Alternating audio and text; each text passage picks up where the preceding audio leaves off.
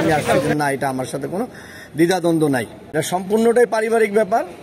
রিয়াদ আমার ভাগনা, আমি তার ফুফা। এটা সব পুরোপুরি সঠিক না, এটা কিছু এডিটিংও আছে হয়তো।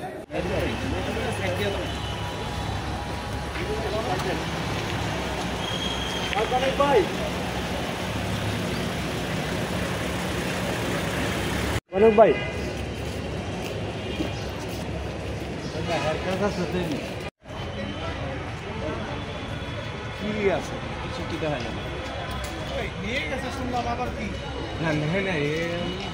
হ্যালো,